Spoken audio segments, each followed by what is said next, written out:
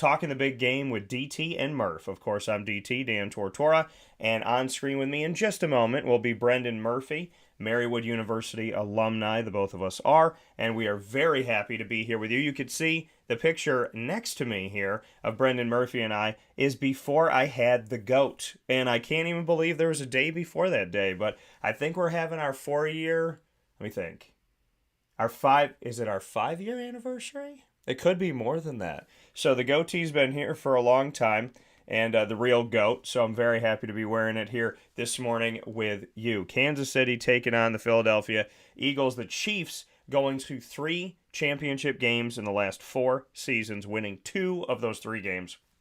And people start talking about dynasty. We'll discuss that and so much more as we discuss Pat Mahomes, Jalen Hurts, the teams coming into this game, the teams coming out of this game, where we go from here, so much in the game itself, as well as the halftime show, past halftime shows, and we'll get into the commercials. So many things to talk about as we unpack the big game with you this morning on Wake Up Call with Dan Tortora from inside of the Cafe Kubal studios.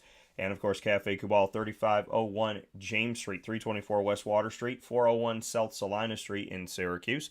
You'll also find them on 343 Fayette Street in Manlius and on the corner of Route 11 and Taft Road at Sweetheart Corners in their drive-through location of North Syracuse. Head to Cafe Kubal today. Let them know the Wake Up Call sent you, and we appreciate you supporting local as always. You're with us all around the world listening and watching on Facebook.com, YouTube.com, and MixLR.com, all /Wake Up Call DT on WakeUpCallDT.com and on Facebook.com /Live Now DT. So however you're tuning in with us, we thank you so much for being here.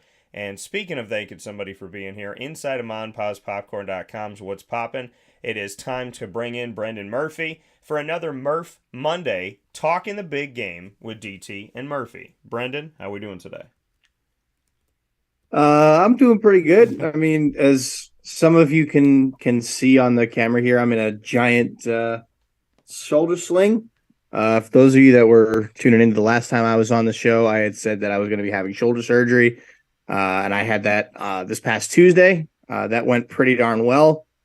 From what I was told by the doctor, or what my mom was told by the doctor, that the tears were not nearly as bad as they were expecting.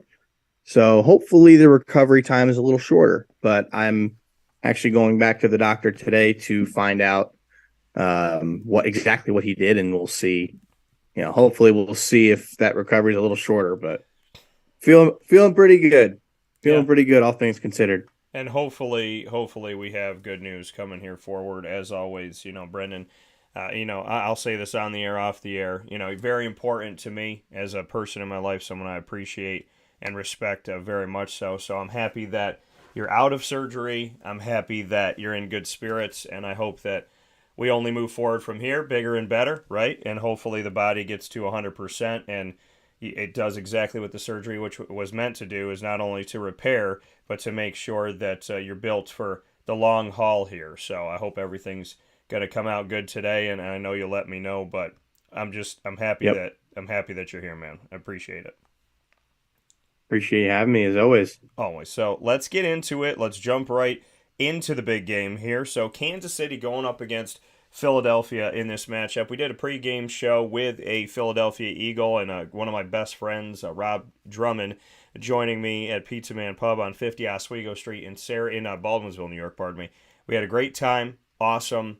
And I got to unveil a jersey that my mom mistakenly bought me, thinking that it was a Jaguars jersey. And so I don't know if you got to see that, but a few years back, and it's the best jersey that I have. It is the most authentic. It's like extremely durable, extremely nice. I mean, it's the jersey.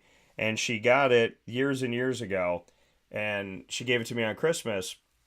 She said, honey, I got you the jersey, and I open it up, I'm looking at it. I said, Mom, I like it. And she goes, what's wrong? And I was like, nothing. She goes, what? I was like, it's an Eagles jersey. And she goes, no, it's the Jaguars. It's green. I was like, no, they're teal, and this is forest. So it was when Donovan McNabb was playing. I was like, that's cool, it's fine. But I have a number 21 Tortora jersey, so I rocked that for Rob to show some love yesterday, and had some fun with it at Pizza Man. But I thought the Eagles were going to get this one. I never underestimate Pat Mahomes completely. I think yesterday I underestimated him a little bit because I didn't, I Mhm. said even at 70 or 80%, he's going to be a dangerous specimen. But he played in this game like he played in the Jaguars game, like he played in the Bengals game, where he's limping back to the huddle, and then all of a sudden, I said it's like when you're watching soccer and the guy's like leg is broken and he goes off to the side of the field and somebody comes over and sprays a water bottle on him and then the man can run like a gazelle. I feel like he got some of that stuff that they give you in FIFA. But let's start there with Pat Mahomes. This guy at 40%, 80%, 50%, 70%, at the end of this game, he looked 100% healthy, which I Mhm. can only say is a Pat Mahomes thing. Well, the thing that I can say about him is he's just a warrior, Yeah. right? He'll play through, like, you can clearly see he'll play through anything. So the fact that he went out there and gave it all he had, you knew he was going to. Yeah. I mean, he basically said before the game that there was nothing that was going to keep him off the field. Like they'd have to drag his cold dead body off the field. Yeah. Like but that's the type of guy he is, which is very unlike a lot of guys in the league these days. Like they'll be a little banged up and like, oh, I'm not going to play. Whereas Mahomes was a high ankle sprain, which is usually like a 4 to 6 week injury, Yeah. comes back in that very game after Chad Henne. I want to give him a shout out because he announced his retirement last night while holding a beer on the sidelines, which I thought was kind of funny. Yeah. Um, so he leads the touchdown drive in the Jaguars game in his only snaps, and then Mahomes comes back in the game and wins the game. And then in the Super Bowl, like even well, let me rephrase that. Back in the NFC, AFC Championship game, it looks like he was probably worse off going into that game than he was yesterday until he hurt it again. But you watch him coming in, you watch him coming out of the half. Like after he goes into halftime, rolling that same ankle once again, Yeah. everyone kind of hold their like anybody who bet on the Chiefs, who roots for the Chiefs, who is a Chiefs fan, was collectively holding their breath right there, hoping that he was going to be okay. And they must have gone and found Bugs Bunny and to give him Michael Jordan's secret stuff from Space Jam, and he just comes out and he plays great in the second half. So I mean, they scored on every single possession in the second half. So you got to give Mahomes credit there, where it's absolutely due. Well, the thing is, it's not only that they score, it's that what happens. It was so textbook to the Cincinnati game. He runs. They score Mm-hmm. because he's setting it up on looking down the field, not a designed run, and saying, all right, I'm going to inch forward, I'm going to take off. And you see him running on this ankle, and you're thinking, this isn't the same player. Like, does Pat Mahomes have a twin? Do they switch out? Is this like Mary Kate and Ashley Olsen in Full House? You do this part, I'll do that part. You do that scene, I'll do this scene. It's crazy to see how good he is as a player, and then to see him go through an injury, limp off the field, lean back, wincing in pain, looking like it's hurting like heck, and to just play through that. I don't know what this man feels like after the game. I hope he's okay. I hope he feels okay. I hope he ices it down, does whatever the stuff, whatever he needs to do. But he is the type of player that, I mean, I've seen grit, right? We've seen John Elway. We've seen Joe Montana. We've seen Brett Favre. We've seen Troy Aikman. We've seen RG3 get hit, helicopter in the air, and come back and come back and come back and come back. I mean, you see so many players take these legs. Donovan McNabb throwing up on the sideline, back on the field.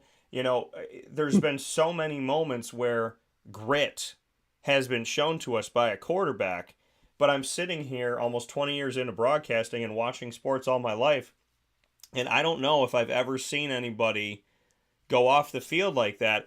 The only thing that's coming to my mind right now instantaneously in the last few seasons is when Aaron Rodgers hurt his leg and then played on one leg. And, Oh yeah. when he came back into that game and you're like, what's this dude doing? And he's leading a drive, just kind of dragging that leg. And I guess that's the only time where I could say somebody was visibly injured in recent history and was just playing. Because and when he got hit right before halftime, I was thinking, I was sitting next to my dad. My mom had just left because she came over for the first half. Had to work early in the morning. Shout out to my parents. So my dad's sitting to my right. We're watching it. In my head, I said, I wonder what's gonna. I wonder if he gets re-injured when he gets sacked. It literally was in my head. He gets hit. He doesn't even get hit that hard, but the guy comes down on his ankle, and he's laying and he's there wincing, just kind of head on the ground. And my dad goes, "There you go." And I literally looked at my dad and I was like, "This was my thought just now." I was like, "I don't want it to happen. What's going to happen when it happens?" And you see him go through that, but you knew he had time, and this Hmm. was an expanded halftime. You got like a half an hour instead of 15 minutes, whatever. So they had plenty of time for him to get better. And like I said, I don't know what he does. I don't know how he does it, but I don't know if I can readily compare Pat Mahomes to any moment quite like that, except for that Aaron Rodgers moment. Oh yeah, for sure. I mean, for me, another one that comes to mind like that, and apologies for my Homer Jets bias here, but the Mike White game against the Bills this year, Oh yeah, yeah, getting no, good, absolutely crushed, like crunched twice, yeah, like where you see him get hit in his ribs and he's like writhing on the ground in pain, and then he comes back in the game. Now, granted, they didn't win the game, and Mike White's not like Patrick Mahomes, but yeah, that's why I liked Mike White so much. So, I mean, that's why I was on the Mike White bandwagon for so long, is because the dude is just gritty. And I mean, you can't even get on him for missing the next two games because they wouldn't clear him. Like, yeah. he wanted to play. He went to like 10 different doctors to try to get cleared, but he couldn't, they wouldn't clear him. And honestly, after finding out what the exact injury was, makes sense. Yeah, and that was a great point too to bring up him, and perfect point there. I would also bring up, now that I'm thinking about it, I would bring up Tony Romo when he cracked a rib and punctured one of his lungs and played the entire Oh game. yeah, So, I remember that. you look back to these moments in history and you think to yourself, how?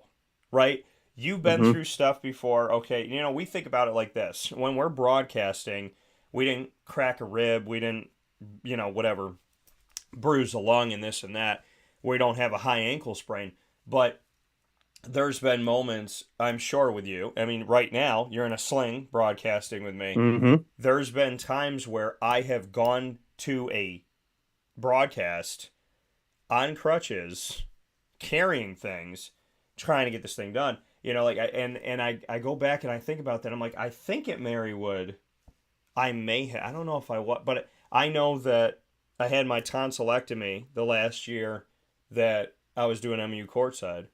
And so I remember being so nervous because there's like a slim chance it could change your voice and this and that. And then even with what I went through recently, I had a viral infection, I had a sinus infection, I was on like 6 different medications, and they showed me my vocal cords, and a part of my vocal cord had like a lesion on it, which looked like a cut, and then it wasn't vibrating, and they needed to heal, so I had to not speak as much. And you're thinking in your head like, these are my vocal cords, and I'll be completely honest, and I Hmm. always am on the show here, and in general, I mean, my dad and I went to the doctor this past week. I've been going through this for a month. He showed me my vocal cords. He said, "You're healing. It's vibrating. You already sound good." He's like, "Your voice is good. It resonates well. That's why you're on the radio, because it's pleasant." He said, "You're starting to sound stronger. As soon as you said hello to me, I heard it." And he gave me all this good news for the first time in a month. I went out in the hallway with my dad and I cried because, yeah, we're not playing in the NFL, we're not playing in the championship game, but you and I as broadcasters, your vocal cord, that's your baby. Your voice is Hmm. everything to you. So you and I have both played injured, so to speak, and I guess I fully understand Pat Mahomes because there was a time where my voice went out and I felt like I had ripped a vocal cord years ago, and I didn't even know how to describe it. I would turn and it felt like it was pulling.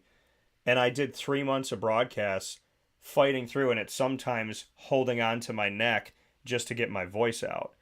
And Yeah. I wouldn't give it up. So I fully understand the competitor in this man, but it's just, to me, it's superhuman what Pat Mahomes does when he's healthy. And it's like, okay, if the man's Superman when he's healthy, rolling to his left and throwing it with his offhand. So if he's Superman then, what is he injured? And he just continues to impress me and get better. He's a 5-year starter, 5-time Pro Bowler as a 5-year starter, 3-time All Pro, 2-time MVP, 2-time Super Bowl MVP, and 2-time Super Bowl champion in 5 years. Yeah. I mean, we're I'm not gonna say we're talking about Brady comparisons yet, Yeah. because I think it's too soon for that. But he wins another ring or two, that's gonna start bringing in the Brady comps. That's for sure. And you know what? There's two things that I wanted to get into coming off of that. We do have a couple things coming in here. So, Greg, we will get to those. Thank you for sending them in. So, the Tom Brady thing that you just talked about, I do believe it's too early. I will agree with that. They asked him at the end of the game, and I know exactly how I feel about this. I trust my gut, and I always follow well, I can't say I always follow my gut because Brendan knows I dated some winners, but I try to follow my gut. So, is this a dynasty yet?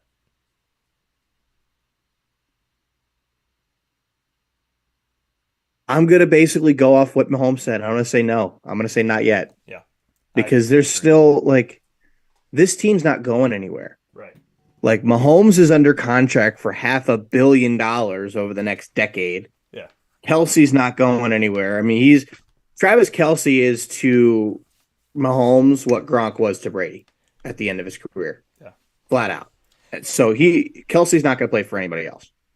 Um, you watch Kadarius Toney come alive in that game yesterday.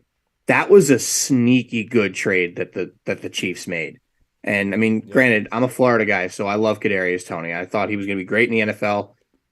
Kind of flamed out with the Giants, but comes to Kansas City, not exactly the doing crazy things, but excuse me, he kind of took on a little bit of that Tyreek Hill role, Yeah. because that was what the team was missing this entire year.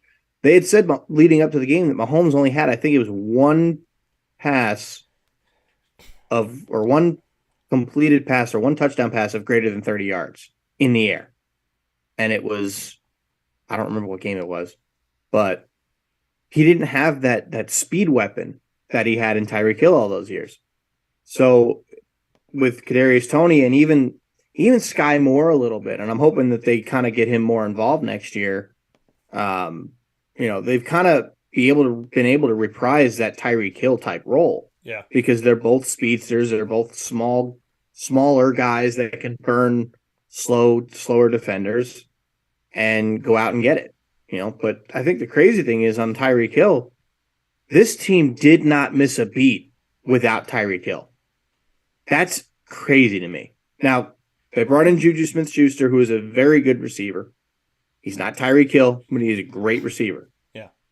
And then they go and trade for Kadarius Toney, draft Sky Moore in the second round. And I thought they did pretty well to maintain a good roster, but that just made Travis Kelsey step up. That just made Juju step up. Mahomes was spreading the ball around to everybody. He was throwing it to the running backs. They opened up the run game with Isaiah Pacheco and Jerick McKinnon this year. Clyde Edwards-Helaire basically was irrelevant this year. That's the crazy part, because he was another guy that was a good player coming out of LSU. Yeah. And then he cuts to the Chiefs, plays well his first year. I think he got hurt, and then he's basically out of a job. He wasn't even active for the game last night.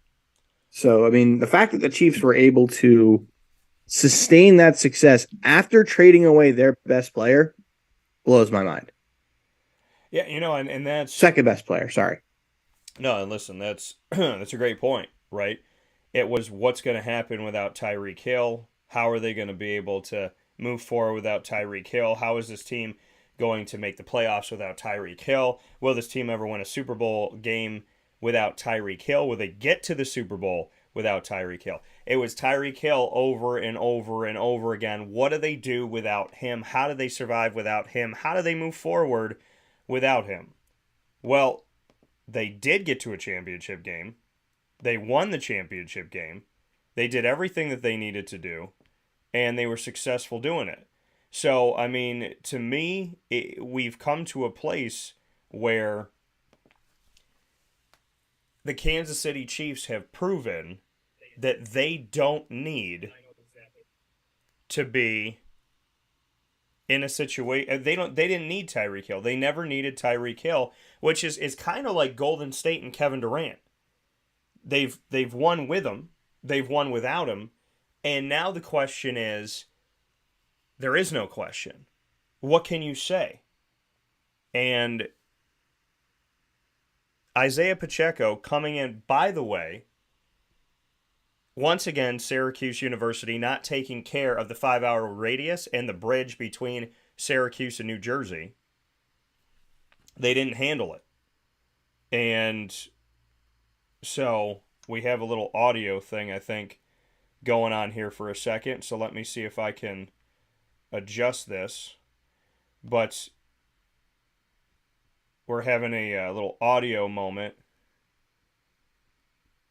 And we're going to set this back up here. So apologize, folks, here as we're getting our audio set back up. So hopefully, all right, you got me now? Okay.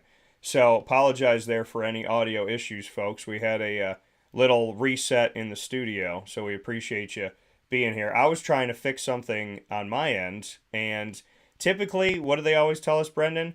If it's working enough, don't touch it. If it ain't broke, don't fix it. Yeah. So I saw that there was I missed everything you just said. Yeah. I tried to go back and listen to it on the delayed live stream, but I couldn't. Couldn't hear it. So you're gonna have to repeat some of that, unless it was not relevant to me. No, that's totally okay. So yeah, I was wondering. I was like, I'm getting no response here. So let's make sure that we're coming in on here onto Facebook here, and our audio may not have. I think it was as I was okay. As I was listening. Let's make sure that it reset. But yeah. So my bad, folks. That was a. I realized a problem. I saw it. It's the Jaguars. And so I'm not hearing us currently at the moment. Neither am I. Okay. So folks, we are live here on YouTube. YouTube is working. So is MixLR. Facebook, we have a technical glitch right now. So folks, we are live. So yeah, so we're fine on YouTube. So we're going to reassess this Facebook issue here in the moment, but we'll continue to talk with you all here on youtube.com/wakeupcalldt, and we appreciate you being here where sports truly meets that thing called life. So we're going to get into obviously talking about some different pieces of this game, and speaking on Tyreek Hill and whatnot. And when it comes to Tyreek Hill, the issue is not an issue. And I think that that's what we realized in this moment is we're not having the problems that I think people thought were going to be the problems. And one of those being with Tyreek Hill and what's kind of going on in his situation. So when you look at Tyreek Hill and you look at this, that's what a lot of people heard. And, Travis Kelce obviously talking about it coming into this, or coming out of this game, I should say. Travis Kelce discussing about the fact, like, nobody picked us. Nobody thought we would win. Nobody said us. Like, now you have to deal with it.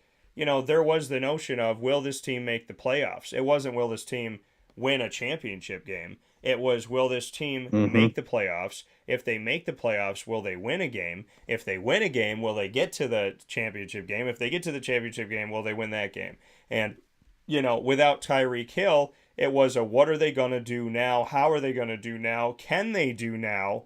And they have answered all those questions a season, directly the season after the move. Tyreek Hill leaves in the offseason, and here they are. They've won another championship game. I liken it to the scenario of looking at, kind of like I the Kevin liken Durant it thing, where to Kevin Durant leaves the the scenario Golden State Warriors, of and the question is, can they win looking without at, Kevin Durant? kind of like And the I Kevin liken Durant I thing kind where of Kevin liken Durant. it to that, because it's like, okay, with him, they're unstoppable. What are they going to do without him? And obviously, they've proven. Keep winning, apparently. Right, yeah. They continue to win. They continue to do well. They continue to progress. And, I mean, this is a team that, how dangerous is this team if they can do what they just did without having a guy like Tyreek Hill, who we know in that game against the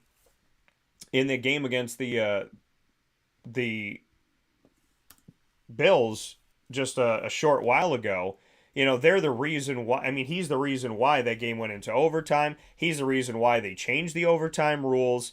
He was an integral piece of making sure, without him out there and without that play, because he catches that ball and he takes off and he makes it into something. Without that, you don't have overtime. You don't have a situation where the Kansas City Chiefs win, and the Kansas City Chiefs aren't moving forward in those playoffs. So, to me, I think obviously anybody who's watching football is thinking to themselves, how do you move forward without a guy like that? And they just answered that question, and they answered that question quickly. I commend them for the way that they've played without him, and I commend them for how quickly they've done it without him, because typically when you answer a question like how are you going to move forward without a guy like that, if you do, if you can, if it happens, it typically takes time. They did it without really any issue whatsoever. They had a close game against Jacksonville, and Jacksonville made some mistakes, but Kansas City this season has more than proven that they're more than capable. And Isaiah Pacheco, to go back to, you bringing him up, he comes to us from New Jersey.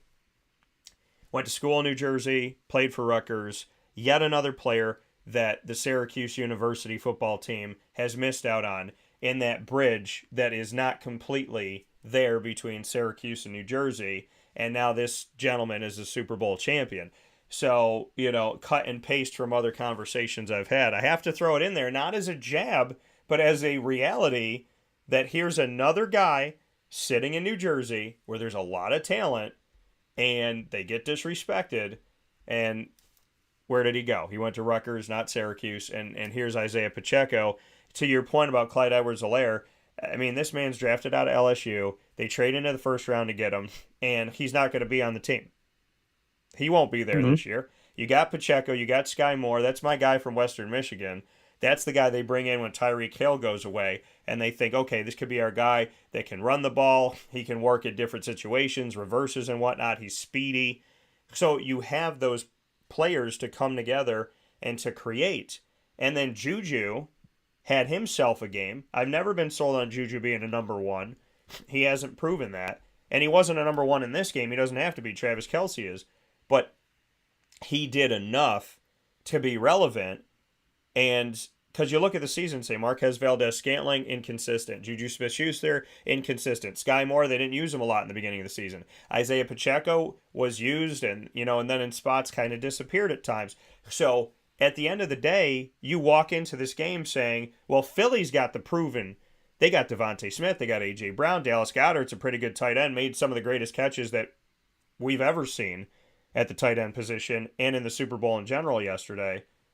But here's Kansas City, once again, taking all of these non-household names. And at the beginning of the season, you don't know Isaiah Pacheco? You know him now. Sky Moore? You know him now. Juju? People were like, where did he go when he left Pittsburgh? Did he retire? Well, you know where he is now. Kansas City has a way of making anybody on that team be more than capable. It's what they do. It's what the scheme does. I blame Andy Reid. I blame the coaching staff. I blame the scheme. And I blame the intelligence of this entire team, because they go and they find the talent that fits the system, to the point where if people were talking about Tyreek Hill after this game in any sense of they missed him, well, then they missed the game.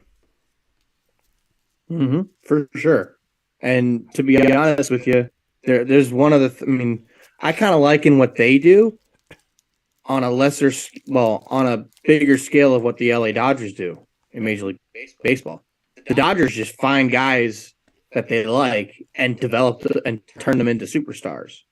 I mean, they've had a couple of pitchers in the last couple of years. They just picked up off the scrap heap for a year and $8 million, and like Andrew Heaney, for example, who has been hit or miss his entire career, but he has good stuff.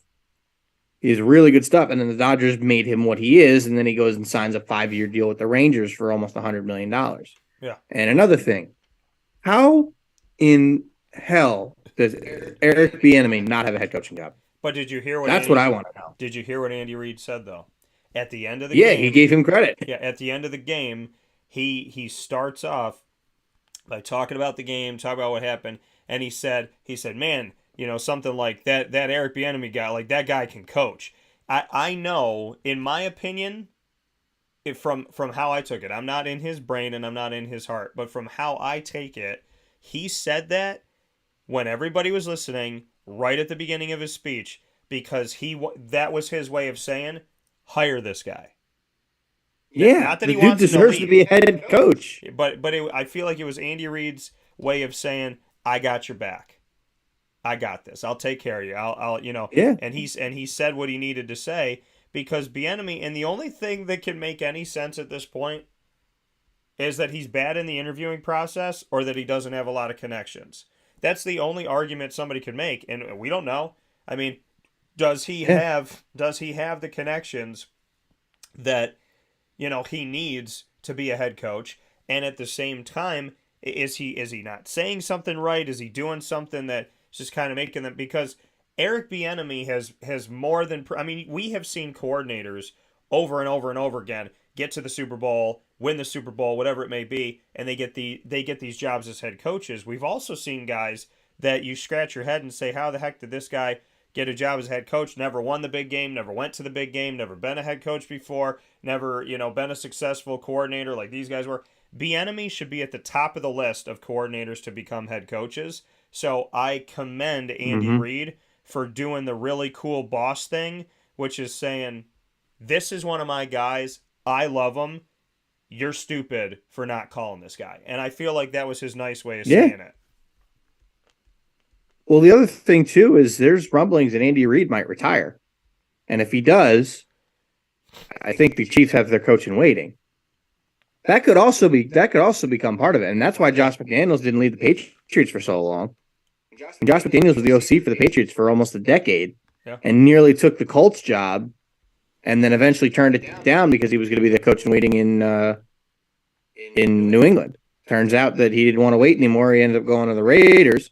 But, that's entirely possible. I mean, Andy Reid's getting up there. Andy Reid's in his 70s, I'm pretty sure. So he's getting up there. But another thing with Andy Reid, though, is not a lot of people talk about him as being one of the best coaches ever. And I think that game last night cements his legacy as one of the greatest coaches of all time, because now he's got 2 rings. He's got he's 2 rings. Done it with 2 rings. He's been to 3 championship games. 3 championship games in 4 years. He's been to the highest stage of football in the world 3 times in 4 years. Won 2 of those 3. Brought 2 franchises to the title game. And when he was unceremoniously released from Philadelphia, people said he's washed up and should have retired back then. So, which made no sense. Do I think Andy Reid is one of the greatest coaches ever in the history of the NFL? Yes. Prove me wrong. How many coaches How many coaches bring 1 franchise to the Super Bowl, let alone 2 franchises to the Super Bowl? And if he continues to coach and continues to go to the Super Bowl, what are we going to say? He's been to 6 Super Bowls in 7 years. He's been to 5 Super Bowls in 8 years. He's won 4. He's won 5. I mean, at what point, if he wins 4, 5, if he starts going down that road and we get to 5, then he's not one of the greatest coaches ever. Now you're comparing him to Bill Belichick, because now he's making that kind of a run. So I don't think Andy Reid should retire, number one. I do think, I know you said, I believe he's 64 years old right now. So, really? I thought he was older than that. Which is crazy. He's 64. So, he's 64 years old, and I don't think, this is just my take, I don't think he's going anywhere. I don't think Andy I don't Reid's gonna either. stop coaching. I really don't. It was just rumblings that I heard, but it's one of those things that like if he let's just say he wins another one. Yeah. Now you're putting him in the conversation with like Jimmy Johnson, Bill Cowher, who was you can probably put him up there with Tom Landry. Yeah. Guys like that. Yeah. I mean, you can make the argument that he's in terms of overall a better coach than all of those guys. Especially even if you look at a guy like Belichick too. Like with Brady, Belichick was great. Yeah. But you looked at the other teams that Belichick coached before he got to New England, they stunk. Yeah. I mean, he was going to take over a Jets team that was not good. I mean, they were just drafting Chad Pennington, which is fine. I mean, Chad Pennington was a decent player, but he gets Drew Bledsoe and Tom Brady put in his lap, and all of a sudden he's winning 6 Super Bowls. Yeah. Like, this is my thing. We found out now that it's not a coincidence. As great as Belichick was, yeah, without Brady, we're clearly seeing that it was Brady, not Belichick. Yeah. So it very well could. I mean, but if you look at Andy Reid got there with Donovan McNabb. Andy Reid has gotten there 3 times with Patrick Mahomes. He had very good football teams with Alex Smith for those first few years in Kansas City. Yeah. Helped Alex Smith groom Patrick Mahomes. Was willing to let Mahomes sit for a year. Waited for the right guy to fall in their lap. I could make the argument right now that Andy Reid might be a better coach than Belichick. Now, that's probably going to be a controversial statement there. Yeah. But let's just say Andy Reid wins one more. Yeah. I think you can really make the case that he's the greatest coach of all time. Well, you really can. And how funny is this that it comes a little over a decade after the Eagles fired him. Back in 2012, the owner said, quote, "It was extremely difficult." Yeah, bro, because you were letting go of a coach who brought you to the promised land. You were letting go of a coach who almost gave you your first ring. This guy, this Andy Reid dude, didn't just get to the championship game. He was consistently guiding his team that had multiple different guys come in and out, different receiver. Think about back in the day when they were making this. Todd Pinkston was there. Terrell Owens was wreaking havoc probably in this. I mean, the having Terrell Owens on your team, yes, you have talent, but having Terrell Owens on your team, you have drama. And they found a way to make it with him. They found a way to make it with the guys that they had. They were doing, and at the time, it was unheard of and laughable around the country to have a team with 3 running backs. It didn't make sense. They had Coral Buckhalter, Brian Westbrook, Deuce Staley. It didn't make sense to anybody else how you could run with 3 running backs. Oh, you guys don't have one good guy, so you got to just mix it up with all these guys. People didn't like the system.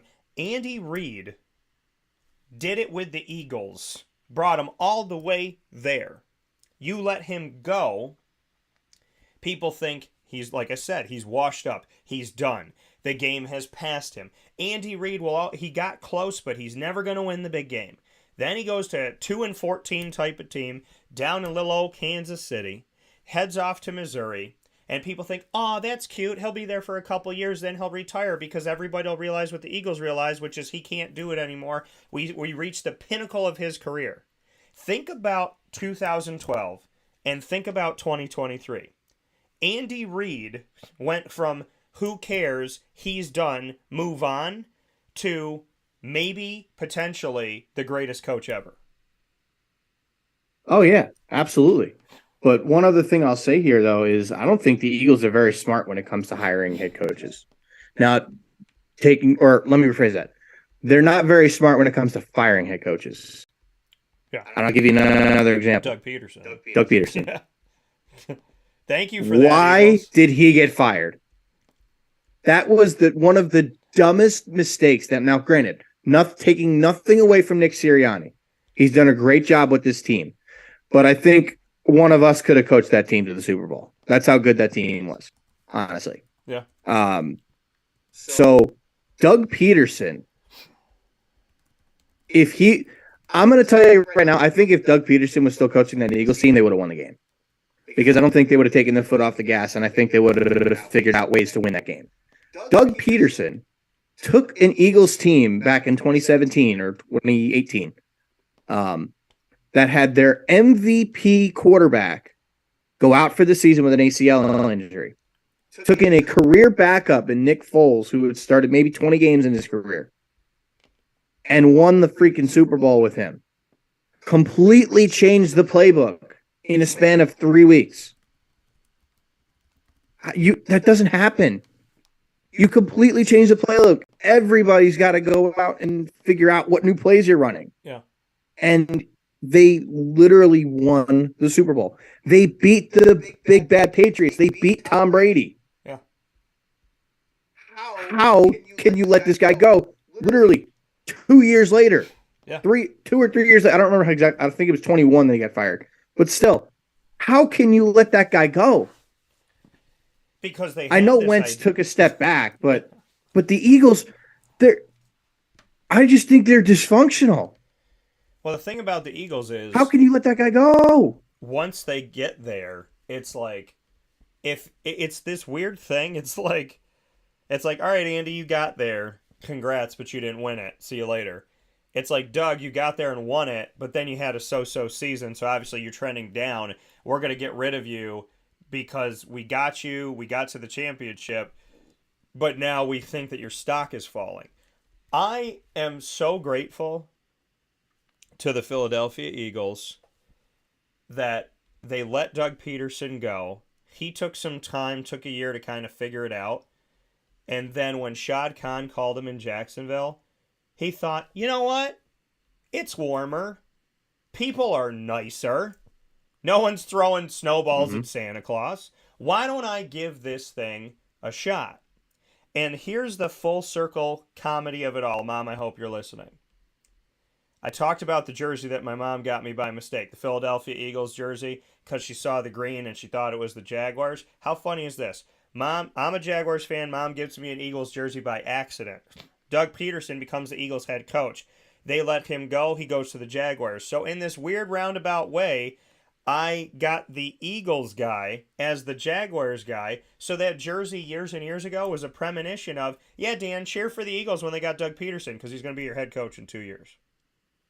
So, thank you. I'll tell you what, the year that the Jets hired Robert Saleh, so going into last off season, or not last off, 2 years ago, because this was the second year.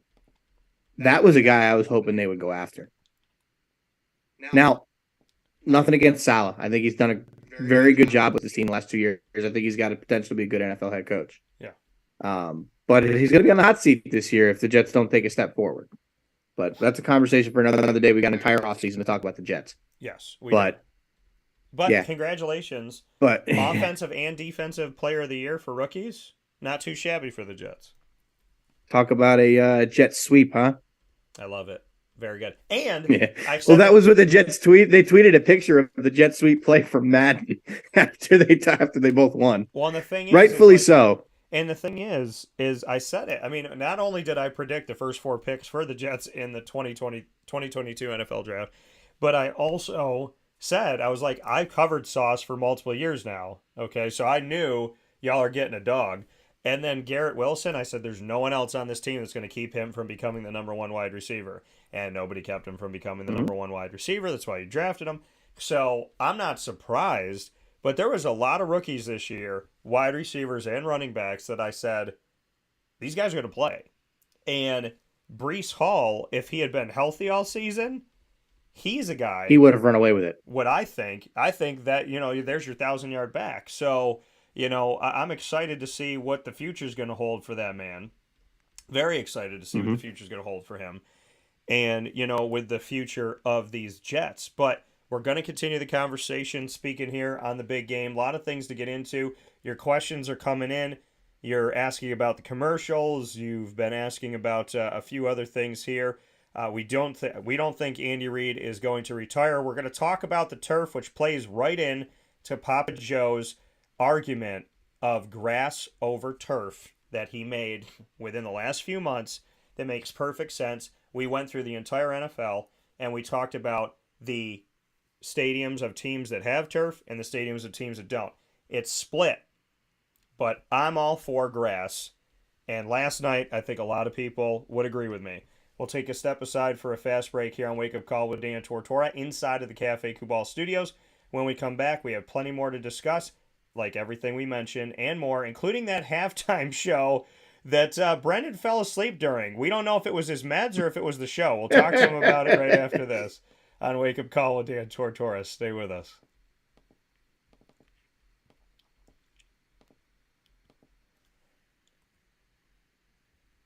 Carvel DeWitt, it's what happy tastes like. Do you know why? Because we make ice cream. Creamy, rich, flavorful ice cream. Not yogurt or iced milk like some of our competitors. Ice cream. Fresh, by hand, daily. For the calorie conscious, we have something new for you. Our new Carvelite. Same great flavor, creaminess, and texture of our regular ice cream with only 35 calories an ounce. So whether you want an ice cream cake, flying saucer, dasher, carvalanche, hard or soft ice cream, we will satisfy your craving with our fresh, handmade regular or new Carvelite ice cream. Carvel DeWitt. It's what happy tastes like.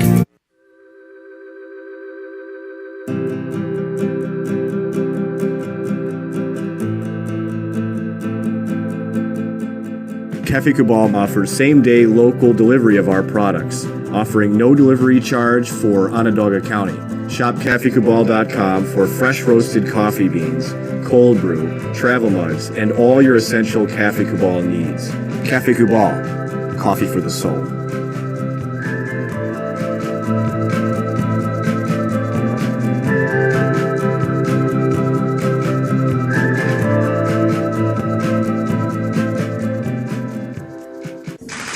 The Wildcat Sports Pub in Camillus, New York is located on 3680 Milton Avenue in the Home Depot Plaza. It is your family-friendly sports bar and restaurant. Folks, some sports bars aren't family-friendly. Some family-friendly restaurants are not sports bars. The Wildcat Sports Pub in Camillus, New York is proud to be both. It is that marriage that you've been looking for years. The Wildcat Sports Pub is your home base for your sports bar and restaurant needs, games for the kids, indoor and outdoor activities, and enough things on the menu to come back every single week and get to try something new. They're open Sundays from noon to 8 p.m., Monday through Wednesday, 11 a.m. to 11 p.m., and Thursday through Saturday from 11 a.m. to midnight. For reservations and party information, call 315-487-2222 for the Wildcat family-friendly sports pub and restaurant.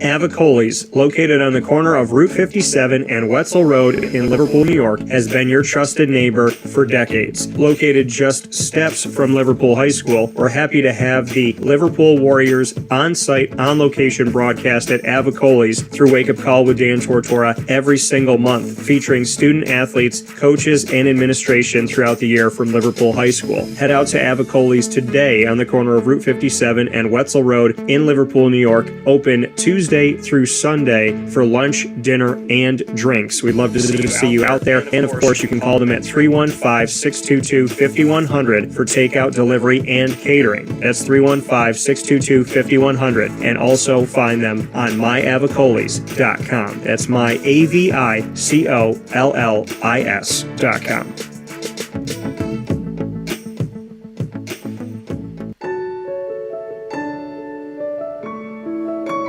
Having peace of mind when you're out of town that your furry-loving friend is safe and sound means taking them to Canine Campground, because we all know that when it comes to the love of our pets, it goes well beyond the call of duty to make sure they're safe and sound. Right, Lily? So take a ride to 242 Johnson Street in East Syracuse, New York, and see Canine Campground and where your dog will be staying in the classic cabin, the executive cabin, the grand cabin, or of course the luxury cabin, because if you know Lily, you know she loves luxury. Now you don't have to wait to the last minute to find a family member or a friend that'll take your dog for a few days. call K9 Campground at 315-299-4013. That's 315-299-4013. Their drop-off and pickup times are Monday through Sunday. Check K9Campground.com for more information. That's the letter K, the number 9, and campground spelled with a K.com. K9Campground.com. When you're going out of town, bring your dog to K9 Campground.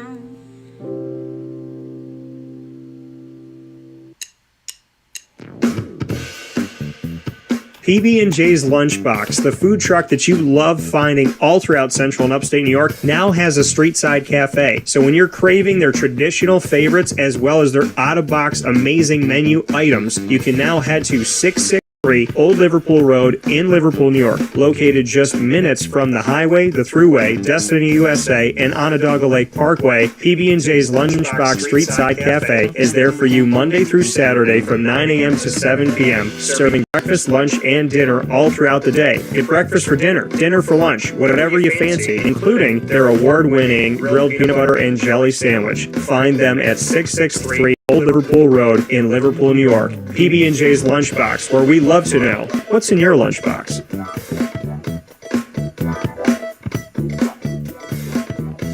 This is a special message from 317 at Montgomery restaurant owner Joel Carpenter. Open Tuesday through Saturday for your dining pleasure on 317 Montgomery Street in Syracuse, New York. We wanted to be a part of the resurgence of Syracuse. We saw a lot of money being put into bringing people back downtown and thought that, we'd like to be a part of that. I love putting together a good dish where people see it first, they fall in love with it, and then it tastes just as good as it looks. We want to provide the best food in Syracuse that we possibly can, and we want you to leave here talking to your family, your friends about what you had to eat first and foremost, but also our service, and to walk out feeling like you're part of our family.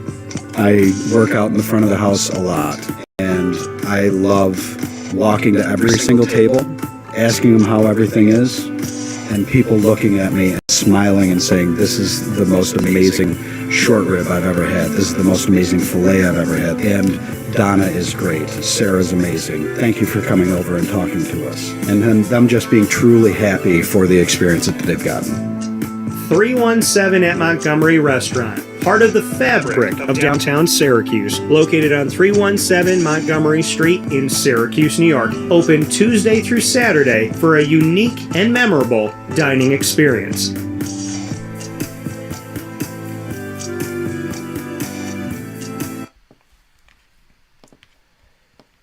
Welcome back here to Wake Up Call with Dan Tortora, inside of the Cafe Kubal Studios, hanging out with you where sports meets that thing called life. We appreciate you being here, talking the big game with myself, Dan Tortora, a.k.a. DT, and Mr. Brendan Murphy. We're jumping right back into it here, and we're going to go into now, and this I said turf before the break, and Brendan, here's the thing, and I know you're going to get into it here.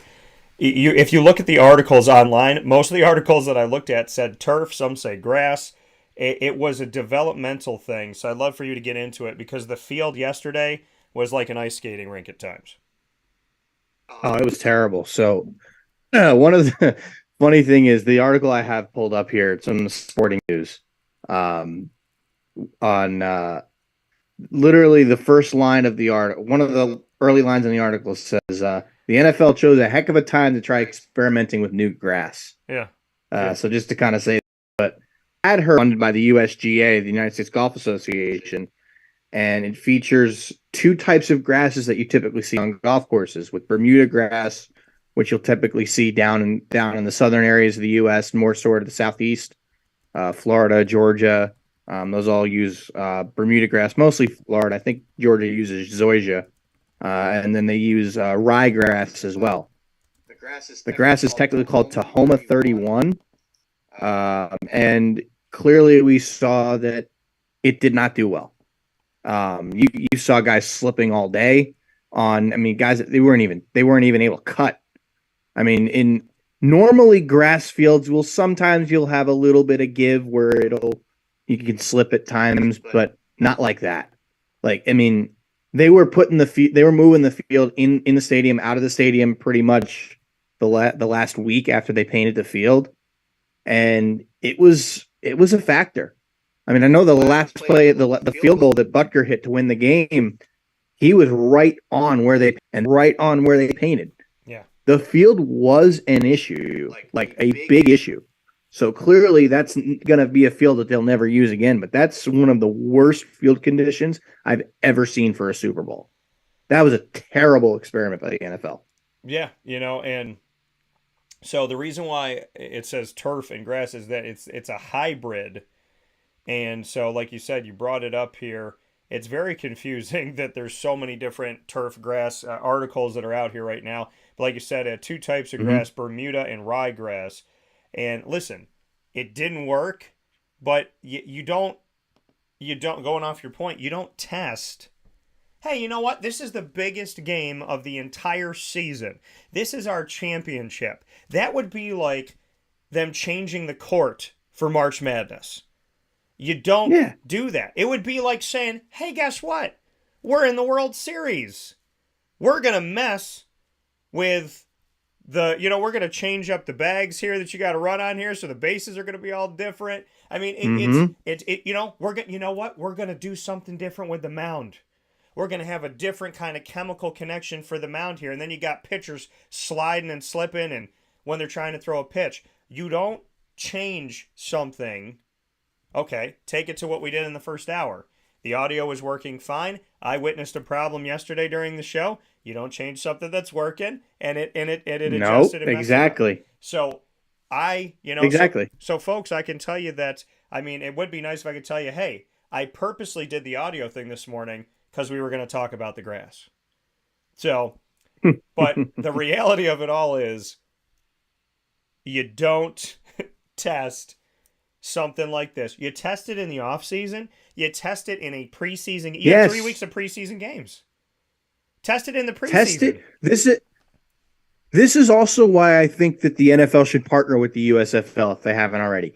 Test it in the USFL. Yeah, Major League Baseball has independent leagues and low levels of the minor leagues. Yeah. They experiment with their rule changes. They do not bring it to Major League Baseball without testing it first, which is why all the rule changes that you're seeing this year, the pitch clock, the bigger bags, the shift change now, those rules were all experimented with and tested in indie ball and in the minor leagues. That's what they need to do. You should be testing these rules in the USFL. You should be testing these fields in the USFL if you need to, or in the preseason. You do not do it during the Super Bowl of all things. That was a terrible move by the NFL. Yeah, it was atrocious, and I don't understand why they did it. It made no sense to me whatsoever. And at the end of the day, you put a lot of people on the line here. You put a lot of bodies on the line.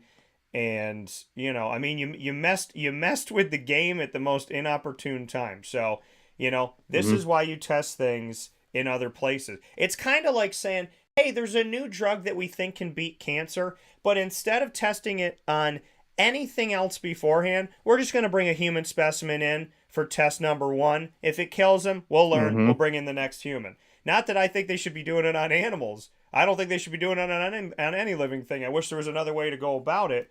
But it's like, you don't trial test a drug on a human being. Let's see if their hair falls out or if they grow a third arm. You have to work these things out in pre-production, is how Brendan and I would say it. And of course you don't do it in production and post. Hey, you know what? We're gonna have Rihanna practice standing on a platform, and then in the big game itself, we're going to totally change the platform. We're going to change what it's made of, and we're going to change the grapple thing that holds onto her, even though she's trained for 3 months in the other one. Let's hope she doesn't fall off it. Yeah. I mean, we've stated the case here, folks. This was ridiculous. Let's get into the commercial side of it. Well, actually, you know what? I talked about Rihanna. Let's jump into the halftime show. So as of this morning, I do want to get to this first. This is what the poll is. You could vote in our polls. They're always up on Twitter. Twitter at CallDT, CALLDT. Go on there this morning and vote. And so far, I'll give the updated one here. We have 60% of you liked the halftime show, 40% of you didn't. Right before I put the poll up, I saw Brendan's comments, and then I had one of my other friends, Tammy Reese, who coaches the Rhode Island Rams Division I women's basketball team. She was flipping out because she thought it was great. So she's on one end of the spectrum. You're on the other end of the spectrum. Mm-hmm. I want your thoughts. So my thoughts from last night to this morning have changed with the news that Rihanna is pregnant. We didn't know during the show that she was. Had I known during the show, I mean, in hindsight, I'm going to give her a pass. I still didn't like the halftime show. Music was great. Dancers were okay. Yeah. The thing is, at the time, it didn't seem like she wanted to be there.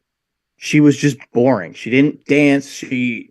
I honestly, at one point, thought she was lip syncing, but now you understand. I mean, you could tell everyone I was talking to prior thought was saying, hey, she had a baby recently, and she's probably gonna still have a little bit of a baby bump, which is fine. I commend her for getting up on stage, after that, but you commend her even more for getting up on stage while she is pregnant. And clearly, since she's showing, she's probably about 5 months pregnant or so. I could be wrong on that, but I think that sounds about right. The fact that she put herself out there to do that, I commend her for it. I still didn't like the halftime show.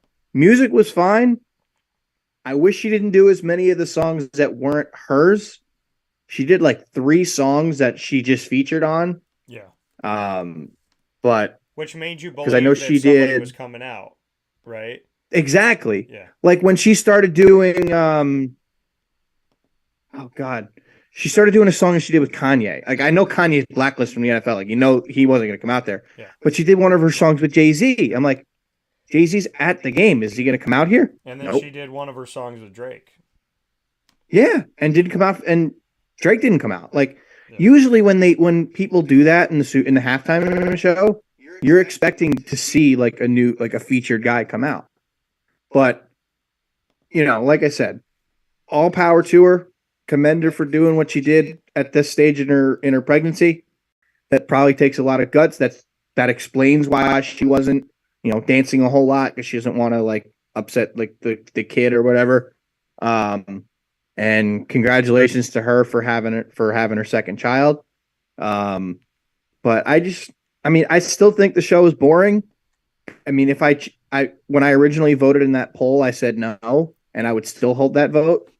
But I do cut her some slack for now knowing what we didn't know at the time. Yeah. So I mean, and that's the thing. If you didn't know, the situation at the time, then you can understand it. But here's the thing for me: if I'm gonna pick my best, and listen, I like Rihanna, I respect Rihanna. Anybody that says Rihanna's washed up is stupid. Hopefully, yesterday was a reminder to you that she's got a lot of hits. So. I commend her for that. Yeah, she got us up for the letdown by playing these songs that were like, oh, yeah, they're coming, and they didn't come out. So my long and short of it is Shakira and J-Lo, and, oh, yeah, Dan, I know you like that. They were wearing it. No, I like the fact that they can dance. Listen, I've liked J-Lo. I watch Made in Manhattan. I watch her movies. I'm a J-Lo fan. I'm all about that. So I'm a big-time J-Lo fan. I'm a bigger Shakira fan. And that is because, and Shakira, okay, she can dance, she can say, oh, yeah, but she's out there doing her thing. She can also play some instruments. So, I think it's funny. And I want to call out the women that were like, I can't believe my children had to see such a disgust. Let me tell you something, okay? I don't know what your children are doing, but when I see them sometimes in public, they're dressing nasty, okay? So they're dressing like Shakira. Then you want to know why Shakira's dressing like that. The real problem, and I'm calling out these women, and I have to call out these women for this, and I'm sorry, ladies, don't get mad at me for telling the truth. You didn't like that halftime show because you weren't worried about your kids. Your kids were probably sleeping. You said it was your kids on social media when you were going Twitter crazy. It was your husband going lola lola lola. So that's what, that's what that was. It was because I was in a bar at the time, and the guys that were watching it, people were watching the guys that were watching it. So don't mess around. Don't Yeah. mess around like that, folks. Okay, they're beautiful women. Yep. They're like in their 50s. They're dancing like that. People can't dance like that when they're 14 years old. They The fact that they could still move like that in their 50s was impressive. they can dance, they can sing, they can play instruments. It's incredible.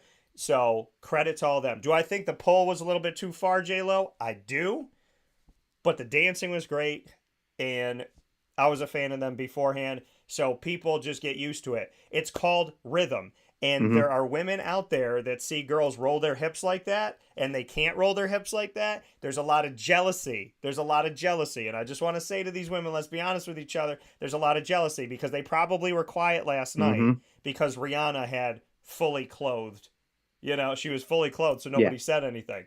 So And understandable. right. So I would say that. And would it change your mind if you found out Shakira was pregnant when she was dancing like that? I don't know. But at the end of the day, Probably not. right, at the end of the day, that was a great show. Aerosmith, NSYNC, and Britney Spears is one of my favorite shows ever. And and then how about this with the women? I didn't hear any women complaining when Adam Levine of Maroon 5 took his shirt off. I didn't hear nothing about that. So I know. So I got something to say about that one. So I grew up a Maroon 5 fan. Yeah. So I was in the minority of people that liked that halftime show. I didn't care for Adam Levine's antics during the show, but I knew every single song they played. I loved their music as a kid. So for me, I enjoyed that halftime show, but obviously I know I'm in the minority when I say that statement. But I think if you go back to, like, at least in my lifetime, for me, the best halftime show ever was Bruno Mars. That one was by far the best halftime show I've ever seen. Between the dancing, the music, the choreography, everything was awesome. Yeah. Now you might be saying I'm crazy. Like, what about Prince? I know I'm not old enough to remember Prince. I have seen that halftime show and it was phenomenal. I think it's probably the best one ever. But I will say for my lifetime, it was definitely the Bruno Mars one. But a lot of the ones recently have not been good. No, and the thing is, Bruno Mars is an entertainer. Bruno Mars. Yeah, that's why he was so good. Well, and he connects you back to, like, you think Michael Jackson. You think about that stuff. So, I definitely, I mean, there's certain people that are just really, really good, and there's the ones you remember. And of recent history, it's Shakira and J-Lo. And I just find it funny. They were dressing so skimpy. Stop. Just stop. That was the point. They dance well. And if you think about the culture. Think about the culture, okay? It is hot in Mexico. Spanish music. It's hot in Mexico. It's hot in South America. Okay? When you're down there dancing, having a good time, it's hot. You got to take some clothes off. I don't know what to tell you guys, but the reality that was of the Miami Super Bowl, right? Yeah. That was 2019? It was Kansas City, San Francisco. I think that was in Miami. So yeah, I'm pretty sure that was Miami. Yeah. So it was hot. Right. I mean, the reality of it all is, if you didn't complain about Adam Levine, don't complain about Shakira and J-Lo. But final note here, because I know Brendan's got to get hopping, and we're going to finish out the rest of the show. Commercials. Did you have a favorite one? Did anyone stick out? Did the J-Lo, Ben Affleck, Dunkin' Donuts one stick out to you? That was an interesting one, but I think my favorite one had to be that Blue Moon commercial. The one that everyone was saying, it was Coors Light. No, it was Miller Lite. And they're going back and forth, back and forth. Next thing you know, no, it's a Blue Moon commercial. The entire bar that I was sitting in basically just cracked up laughing for this one. And we all looked at each other. We're like, this is by far the best commercial we've seen so far. Now I know and I'm sure your audience up in Syracuse saw, because I believe it's in the New York market, the Mets season tickets commercial. And if you didn't, the Mets have it on their Twitter or on their YouTube channel, and it's hysterical. But so obviously I didn't get to see it because I'm not in the New York market, but I have seen that commercial and it was awesome. But that's my Mets bias in there, but that is what it is. But the only other, I don't really think there were any, I didn't really pay attention to the commercials as much last night. I was like, anytime that they were in a commercial, I'm just like I'll watch some of them, but I didn't really see any other than that Blue Moon commercial that I really thought were entertaining. Not like Super Bowl commercials have definitely gone downhill in like the last decade. Like there's been some really bad ones I feel like there's and less now. very forgettable ones. Probably because they I cost think like so $6 too. million instead of $1 million. But like, I mean, think about that. I don't want anybody to ever complain to me about the prices of Dan Tortora broadcast media when Super Bowl 30-second commercial went from 1 million to 2 million to like 6 million. But I felt like there was less commercials, probably because people can't afford the dang things anymore. Doritos is like, we usually do 7. We're gonna do 1. And they did one electric truck commercial, and I looked at my dad. I was like, that commercial was a minute, and it was ridiculous, and that cost them a lot of money. For me, I don't even remember what the truck company was or anything about it. I remember the truck was driving down a road. That's all I remember. For like 12 million. There were no cute dog commercials. No, there was some. There was fake no ones. Bud Light. There was no Dilly Dilly commercial. Like you remember the original Dilly Dilly commercial? Yeah, and I remember. I think it debuted like 2 weeks before the Super Bowl. I want them to bring that, and I want them to bring back what's that? I want that. I want it because they were funny. Those were great. Yeah, they were funny. Yeah, like there really weren't any legitimately funny commercials that I saw. I mean, I could be wrong, but was there a Burger King commercial at all? I didn't see one. I did. I didn't either. The ones I liked was the emotional ones with the dogs, which I think was for dog food. And then I liked the one that they actually had those ones where it showed like people fighting and all this hate and all these people polarized on different sides. And then it was like, Jesus gets us, Jesus loves you. And I was like, wow, I did not expect a faith commercial to be in any of this stuff. So I thought those were good because the world needs that more than anything. But I mean, I think, I think the Blue Moon, as far as funny, I think the JLo one where she pulls up and she's like, so this is what you do when you tell me you're at work. And he's like, like I thought that was, I didn't remember that one. Yeah. When did that one air? It was somewhere, I want to say, did my mom see that one? I don't know if she saw that. I mean, it was like maybe it was before halftime because my dad saw it. It was before halftime, I think. And I don't know, I taped it, so I'm going to go back and watch it. But it was like Ben Affleck in a Dunkin' Donuts drive-thru, and people were going through, and I'm guessing maybe it was real people. So people were like, oh my God, it's you. And then this one guy came up, and he goes, do I look familiar? And the guy goes, no. and then you think it's over, and it cuts to black, and it comes up, and JLo comes through, and then she's like pissed at him that he's there, and then she asks him to like get her one of the coffees, and then the commercial ends. I thought it was really good. Yeah. Like that. I'm gonna have to go back and find that one. But yeah, Dilly Dilly and was that like I think they brought that back for Ant-Man. They had one of Paul Rudd's guys in his team. He pulls up, and he says, it's the guy that the guy that tells like all the stories, and he like expands and expands and expands. He pulls up in their like getaway van, and he looks right at Paul Rudd, and he's like, "What's that?" So like I thought, I mean, at least Ant-Man did it. That was good, but we need more. Yeah. But it was a good game. We need the Dilly Dilly commercial back. Yes, I agree. Blue Moon. All I know is that year, literally anytime I would go out, I'd be holding a Bud Light in my hands. Somebody would come up to me and go, "Hey, Dilly Dilly!" And the whole place did it all the time for the whole year. Yeah, and it was crazy. I got a couple of Dilly Dilly shirts in my drawer.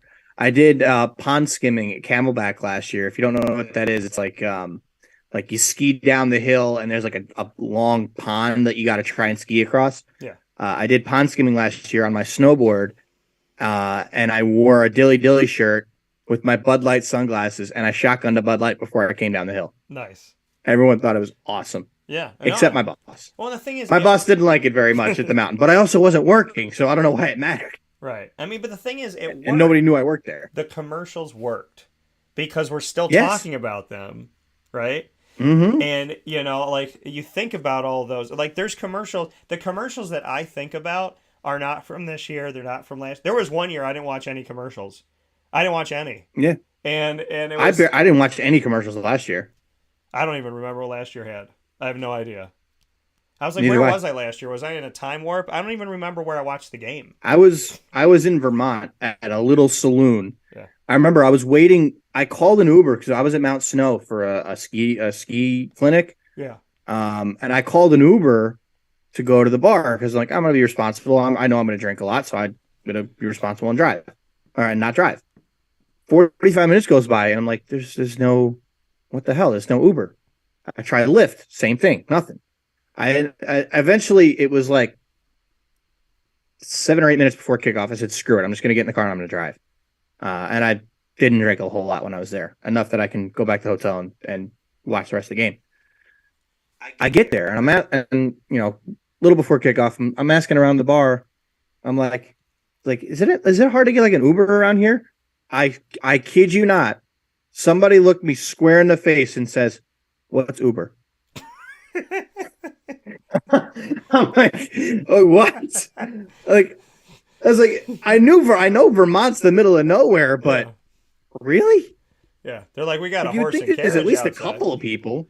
I think that's hilarious because They have- there was an Uber commercial yesterday. There was an Uber one with Diddy, and I thought that was really funny because Diddy was like mixing beats, and there was a guy Yeah. speaking for him, and he goes, Diddy likes that. Diddy's gonna smile now, and then he goes, so like I thought, yeah, that was a good commercial too. But shout Yeah. out to Vermont. There should have been a maple syrup commercial. I don't know why they didn't do that. But with that being said, I was up in Killington this year and I forgot to pick up maple syrup before I left. I was so upset. you were focused on Next the time I go Uber. up there, I have to do that. Yeah. I was focused on the skiing. You were focused on the skiing and you were At focused on Killington. the Uber.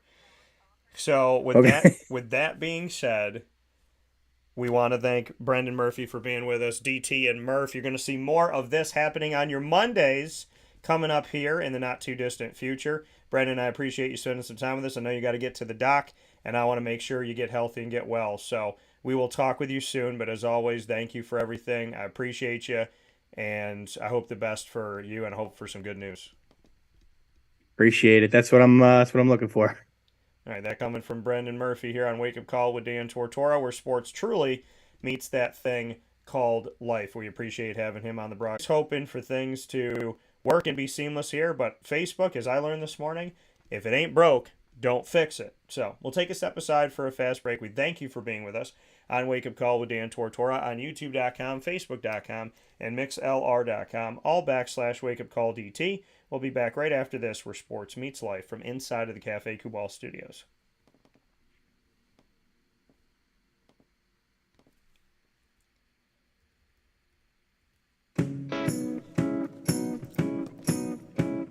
In these unique times, there are those in our community that give us a sense of normalcy and positivity. Pizza Man on 50 Oswego Street in Baldwinsville has been here for you for over 35 years and is here now. Call 315-638-1234 or order online at pizzamanbville.com to bring those familiar tastes into your home. And remember to come see our monthly on-site broadcasts centered around the community and our Baldwinsville beats. Pizza Man in Baldwinsville. Any way you slice it, they are always here for you.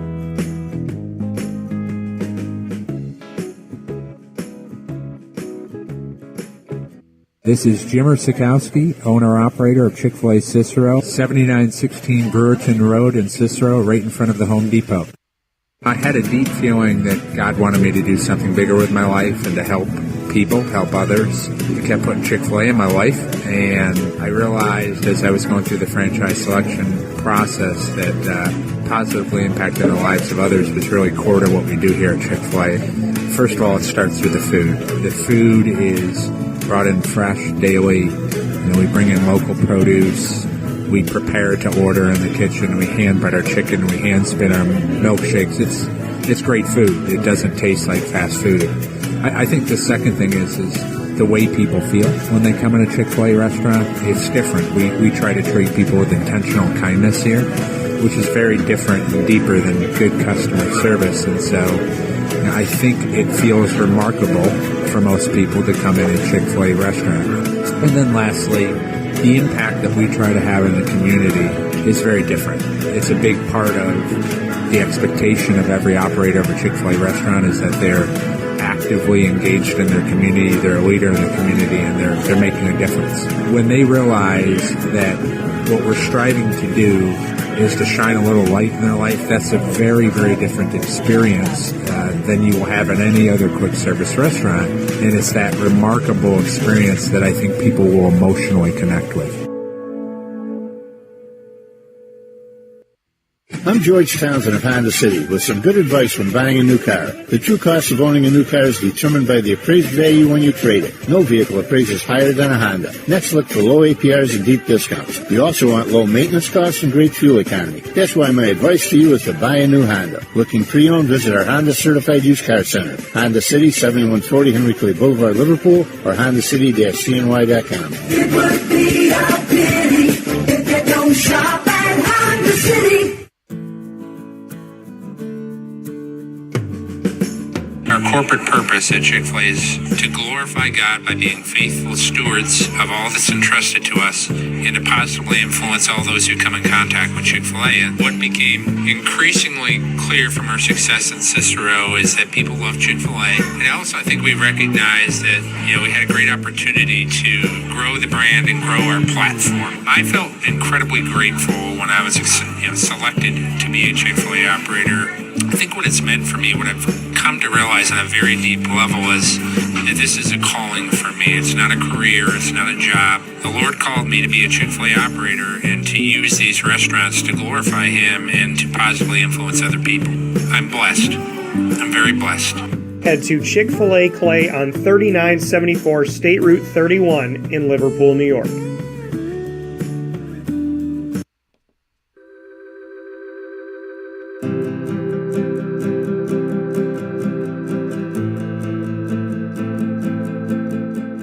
Cafe Cabal offers same-day local delivery of our products, offering no delivery charge for Onondaga County. Shop cafecabal.com for fresh roasted coffee beans, cold brew, travel mugs, and all your essential Cafe Cabal needs. Cafe Cabal, coffee for the soul.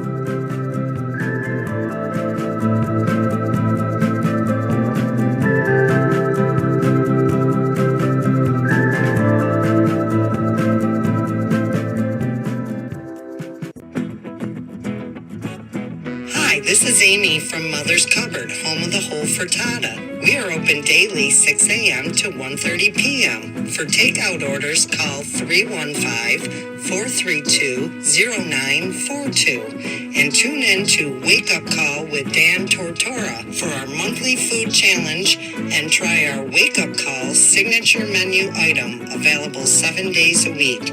Here at Mother's Cupboard, we are Central New York, and it's our honor to serve you. Ma and Pa's Kettle Corn and Popcorn Factory remind us that every day is worth celebrating. Find them at 201 Old 7th North Street in Liverpool, New York, open Monday through Saturday in-store and all the time online at maandpaspopcorn.com. Serving our Central New York community and beyond, you can order all throughout the country at maandpaspopcorn.com. And remember to get your tins, which have in-store half-price refills forever. Ma and Pa's Kettle Corn and Popcorn Factory, available to you for fundraising and all of your events by calling 315-450-6272. That's 315-450-6272. Ma and Pa's Kettle Corn and Popcorn Factory. How corny are you?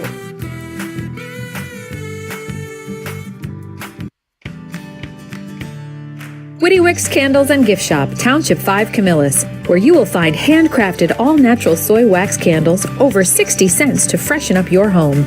We carry a wide range of locally made items, Salsa Q's, Syracuse Salt, and Chocolate Pizza Company, to name a few. Let our knowledgeable staff help choose unique gifts and keepsakes for any occasion. Gifts for family and friends, and maybe a little something for yourself. Witty Wicks Candles and Gift Shop, Township 5 Camillus. This is a special message from Merritt Brady, owner-operator of Chick-fil-A Watertown on 1290 Arsenal Street in Watertown, New York. Chick-fil-A for me has always been about the people. I think it starts with the strength and leadership of the Cathy family. It's just amazing to see a family-run business reach the altitude that they have.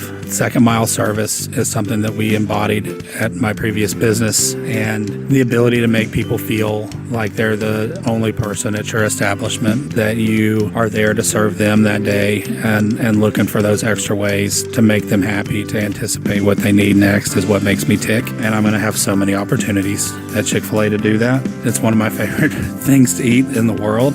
My favorite application question or interview question when I'm interviewing is when I get to, have you ever eaten at Chick-fil-A?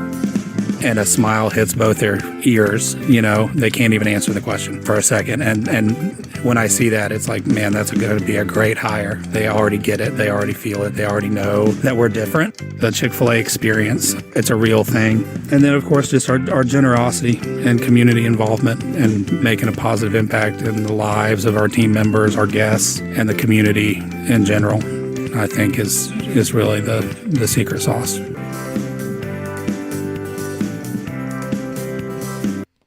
Welcome back here to Wake Up Call with Dan Tortora inside of the Cafe Kubal Studios, hanging out with you where sports truly meets that thing called life. We appreciate you being here with us every Monday through Friday from 9 a.m.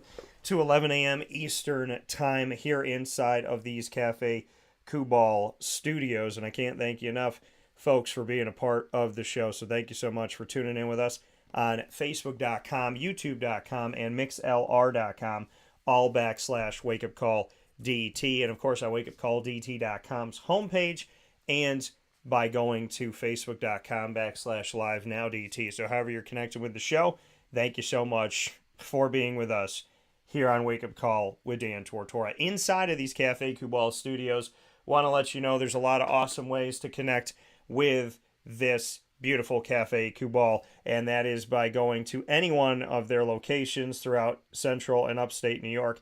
You can find them by going to 3501 James Street, 324 West Water Street, 401 South Salina Street, all in Syracuse. You can also find them on the corner of Route 11 and Taft Road at Sweetheart Corners in their drive-thru location of North Syracuse, and you can find them on 343 Fayette Street in Manlius, New York. Inside of the Cafe Kubal Studios, we are decked out. You see all this stuff that's around us here. We have so many things, folks. So you have the opportunity here inside of the studio to see all of these things, and they all have a special meaning, from the trophies to obviously the fin here for the Dolphins, to my Moose Johnston helmet I talked about yesterday when I was live at Pizza Man with Rob Drummond. Moose Johnston, one of his teammates. That's Moose's helmet from Syracuse and his signature, courtesy of one of my good friends, AJ McInnes. Shout out to you, brother. And then we have the Cuse Home Sweet Home and the 315 pillows. You can find these designs at Witty Wicks by going to Witty Wicks. This is where you're going to find things like this to deck out your house. They have a bunch of different pillows, and long pillows, the big pillows like this that you can lay on, take a little nap on. And then, of course, we have all of these signs as well. The 315 Home Sweet Home. We have more Witty Wicks candles here. We have an upstate New York ornament that you can hang all year long. You could just put a little nail or a little hook right there on the wall and hang that up there in the kitchen. Great place to put it. A lot of things that are just here for upstate New York that are signature for central and upstate New York. So make sure you head out to Witty Wicks today. Deck your studio out, your office out, your home out right with the fantastic finds at Witty Wicks. I was just there a few days ago, as I typically am, getting some more candles because you know that I use them here in the studio all the time. So I'm always out there making sure that I'm supporting local, and it's so easy at Witty Wicks to support local because they have so many cool things you can't find anywhere else. That's once again, go to 190 Township Boulevard in Camillus, New York, and you can go to wittywicks.com if you're out of town. We're continuing the conversation here on the big game. I want to thank Brendan Murphy for joining me here this morning, and I want to continue to pray for him and ask that you pray for him that he heals and is well from his surgery that he just had. So God bless. No stress. Do your best to Brendan, as always, to heal completely and for good, and no matter what, through God, and handle well whatever comes his way. Same prayers go out to everybody else who needs him this morning and throughout today. So God bless you all in Jesus' name. Amen. talking about the big game. We're going to be discussing it throughout the week. I know Papa Joe's going to have some thoughts on it. I know, we'll definitely have different things to break down more and get into more. We're going to do more on the commercials. We're going to do more. But to kind of dive into, back to the game itself, we're going to make as a final note. But I want to go back to the halftime show here for a second. Rihanna's got a lot of hits, right? Rihanna has a lot of great things that she has done. And I want to give her credit where credit is due. Do I think the show was kind of Yeah, I mean, I thought it was like a normal concert. Normally when you do a concert at the Super Bowl, it's like off the wall. It's crazy. Now, again, if you've never seen the Aerosmith, NSYNC, Britney Spears one, you got to go back and watch that. If you have never seen Shakira and J-Lo, you got to go back and watch that. If you've never seen Prince, you got to go... Now, to think about it now, you're like, Prince, Super Bowl, like, that would blow people's minds, right? How do you have Prince and the Super Bowl together? The biggest game in football in the entire world and one of the biggest worldly figures in entertainment of all time, and you put those two things together, it's like, oh my gosh, that's magical. So there's all of these moments in history. And the Rihanna one, I loved the platforms. I thought the platforms were crazy. I was like, oh my gosh, how are they not scared of falling? But then I thought about it and I was like, well, they were safer on the platform than they were on the field because the field was slippery as all get out. So she was better off on the platform, not sliding on the field. So, but, I thought the halftime show, it was kind of nah. Now, again, I commend her for going out there. I commend her for doing it. I love her hits. I thought that the songs were great. I just thought that there's something more there's a little more oomph that you need in that. Or I think if she was going to sample the songs that she was featured in, you got to bring those people out. You got to bring out Jay-Z. I know they're not going to bring out Kanye because he's a lightning rod for not the right reasons right now. But you have Jay-Z. You have Drake. Like, the Drake song that she played, he's got two parts in that song. And so to even sample that, people that know the song are going to think, oh my God, is Drake coming out? Oh my Lord. It's bonkers, and he doesn't. So it's kind of like in those moments, by sampling that song, you're like getting people up for the letdown type of thing. So I wouldn't have done that. I think if you're going to do that, then you got to bring out special guests. Not to take away from Rihanna. I just think it would be cool to see her go back and forth with Drake, for one song, and then Drake runs off. Everybody have a great night, blah, blah, blah, and get back to it. I think it would have been cool. You know what I mean? So, I think if they did a Super Bowl with Diddy and Mace and the Lox, and I think in Lil Kim, that would be awesome. If they had a Bad Boy Super Bowl, that would have been fantastic, in my opinion, because they still kill it because they're about the entertainment. It's the entertainment value that goes along with it, So, I would like to see Missy Elliott again. I'd like to see Timbaland and Missy Elliott get out there and do their thing, do that little strut. And, man, if Aaliyah was here, that would have been awesome to see too. Like, there's collabs that I would love to see in the Super Bowl. And, those are the things that make you stop and be like, all right, cool. Because, because think about it. One of my favorite, think about my two favorite Super Bowl shows that come to mind. And granted, because I didn't, like Brendan, I didn't see the Prince ones. My favorite Super Bowls that come to mind were both collabs. Shakira and J-Lo, Aerosmith, NSYNC, and Britney Spears. Mine are the collabs. I like when they collaborate. Because, to me, that's when you get to see the stuff. Right, they're all touring. They're doing different stuff throughout the year. But at the Super Bowl, they can bring all these pieces together. And so every time I hear who's doing the Super Bowl, in my head, I'm like, who's the special guest going to be? And so many times there hasn't been one. So it's kind of like a letdown to me because I'd like to see the collaborations, especially, in the fact that we're not going to see these things, right? What if somebody brought Elton John? What if Rihanna brought Elton John out and he's like dropping on the thing? You know what I mean? It's like, what if Rihanna did something with like Patti LaBelle? It's just like there's, you know what I mean? Like, it'd be so cool to see these moments together. Like, what if it was Elton John and Phil Collins? You know what I mean? I think that would be really, really awesome to do something like that where you have these special guests and you reach back into history. That's why I think all these other ones that I love so much were so good. So I mean, I'm not going to take anything away from Rihanna. That is her moment. That is incredible. If I got offered to do that, I'd be out of my mind. I'd be like nervous, but then I grab the mic and be ready to go. I think Rihanna did a great job. I'm just saying it's not one of my favorites, but I'm not going to dog Rihanna. I'm not going to be negative about Rihanna. I'm not going to say it was a terrible show. I'm not going to say she was horrible. She's a fantastic entertainer and when it comes down to her music. Like, her music in and of itself is really good. She's got a lot of hits. I just thought there could be more. There could be collabs. There could be more, action going on. But at the end of the day, I thought her dancers were awesome and her music is awesome. And anybody who gets a chance, the honor to do something like that, incredible. So Rihanna, you are on a short list of people throughout the history of time that got to do this. God bless you for that. Awesome stuff. And anybody that says Rihanna's washed up I just think that's ridiculous. So moving forward from that, the commercials, we talked about a bunch of them, but I would say the Blue Moon one is like, it's a Coors Light commercial. No, it's a Miller commercial. And I'm sitting there with my dad going like, did they split the money to buy this commercial? I couldn't understand how it was going to end because I'm like, two feuding beer companies. I mean, what do they want to save money and say, hey, you give $3 million, I'll give $3 million, we'll make this commercial. And then at the end, it's like, nah, it's a Blue Moon commercial. That was get you with the okey doke. Like, I thought that was awesome. So credit to Blue Moon for that. I'm not going to forget that commercial. I may never forget that commercial. So, I really like that commercial, but I find myself going back to older commercials like the Dr. Pepper commercials and some of the other beer commercials that I saw years and years ago, which means that they have that long-lasting effect. The What's Up, the Dilly Dilly, you don't forget that. The Clydesdales, like, you don't forget any of those commercials.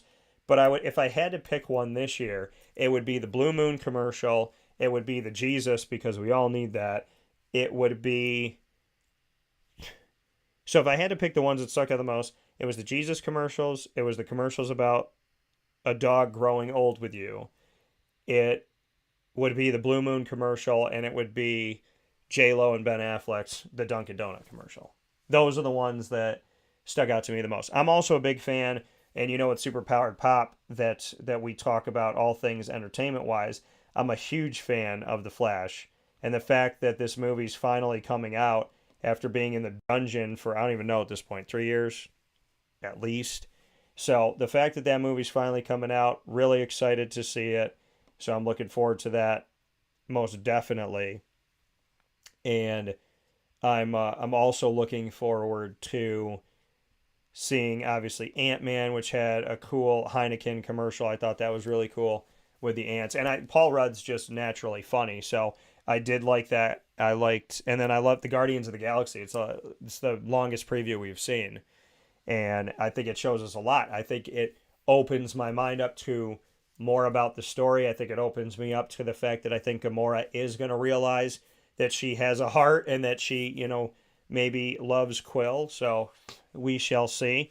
I still think somebody big's going to die. I know what I think is going to happen, and I'm going to do a show where I'm going to talk about my predictions on Superpowered Pop, because we got a great ushering into 2023 for Superpowered Pop, revamping, reloading, and getting that ready for you. So for those of you that have missed the episodes of Superpowered Pop, they are coming back, and we're going to do some cool stuff with them. But yeah, I mean, I think the commercials were good. They were better. They're more memorable than the last couple of years because, as Brendan and I said, we don't remember any from last year at all.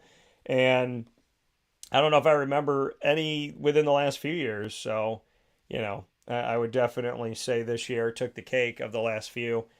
And beyond that, to get back to the game, I mean, listen, Pat Mahomes is a magician. And he's incredible. I know I picked the Eagles because I'm thinking in my head, okay, Pat Mahomes is playing injured. But, I mean, this guy got injured on top of being injured. Aggravated the injury again, just like he did against Cincinnati. Just like he did against Jacksonville. And he just keeps going. I mean, this man is unstoppable. But on the other side of it, Jalen Hurts is incredible too. And to the people that are like, wow, Pat Mahomes in his second year as a starter made it to the Super Bowl, so did Jalen Hurts. Jalen Hurts in his second year as a, you know what I mean? Or what is it? It might be his third year? 3 years as quarterback? But yeah, in your first 3 years to make it to, there's people that never made it to a Super Bowl ever that are some of the greatest quarterback. Dan Marino.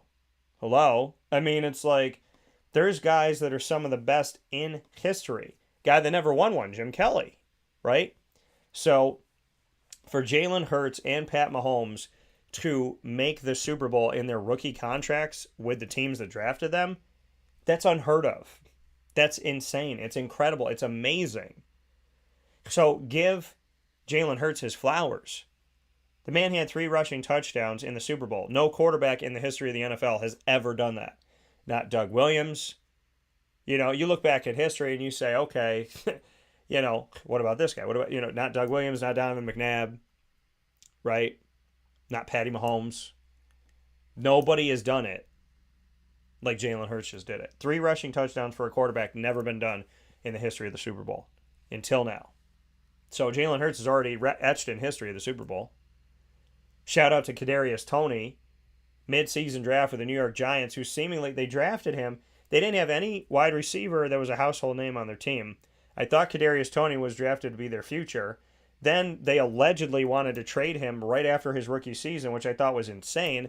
Then they did trade him to the Kansas City Chiefs. And what does he do yesterday? He makes his own history. Not only does Kadarius Toney make it to his first ever Super Bowl and catch a touchdown pass, but Kadarius Toney has the longest punt return in the history of the Super Bowl, 65 yards.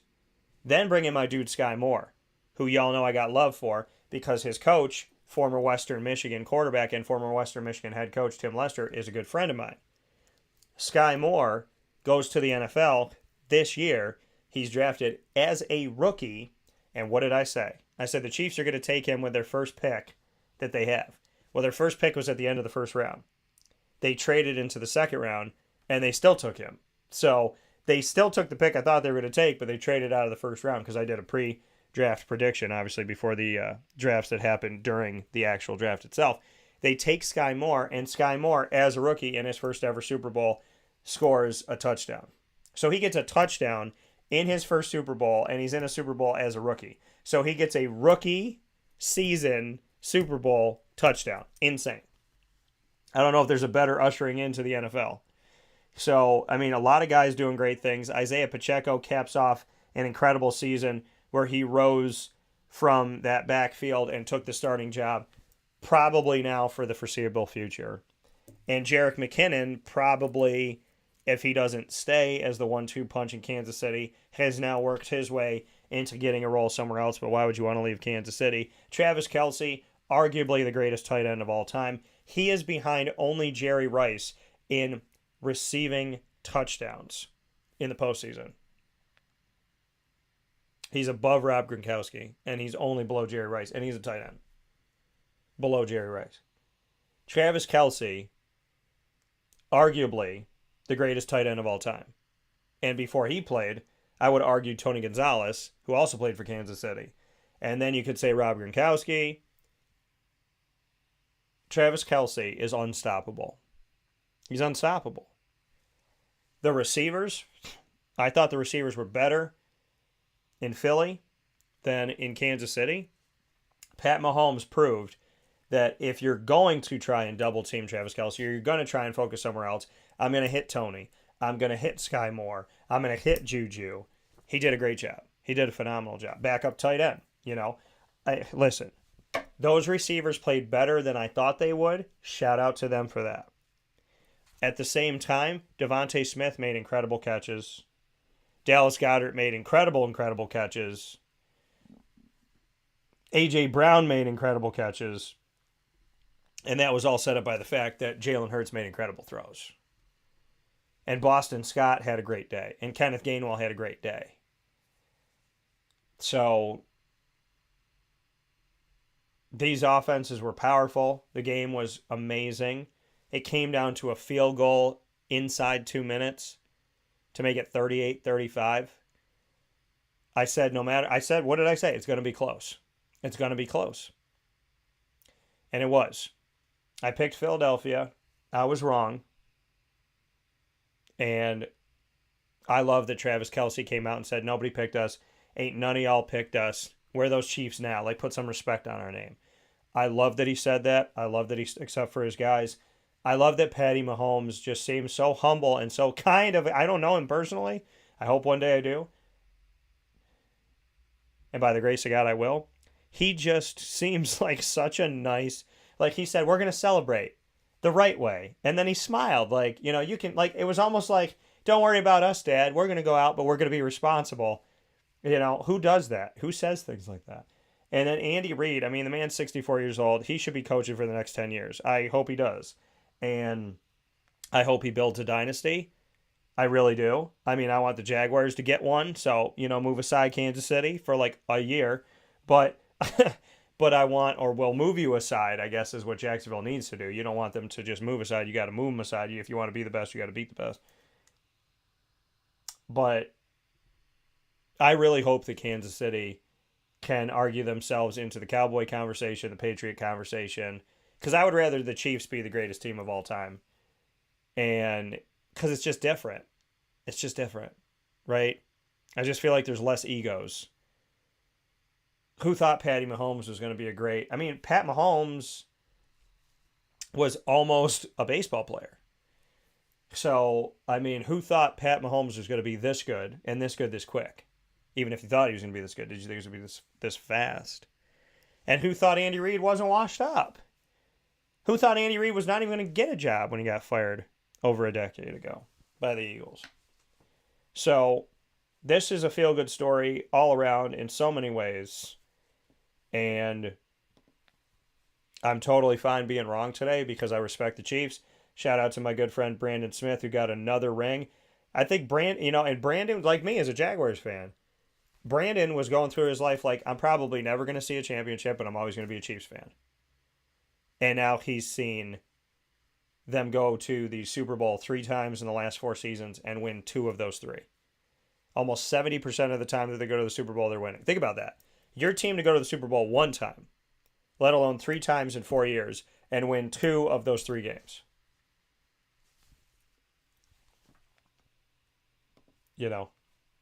At the end of the day, if you're a Chiefs fan, you got a lot to be proud of, a lot to be happy about. And we got a lot to talk about, and we'll break it down as we go through this week. I know Papa Joe will have a lot to say himself.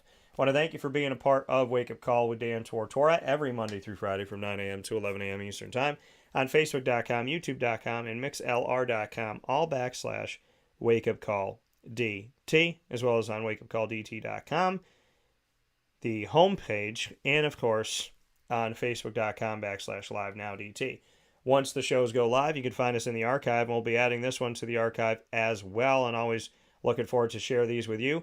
Amazon Music, Audible, as well as iHeartRadio, iTunes, and Apple Podcasts, MixLR, Player FM, Podbean, Podvine, TuneIn, Spotify, Stitcher, and YouTube. All you have to do is search Wake Up Call with Dan Tortora, or one word, Wake Up Call DT, and you will find us there.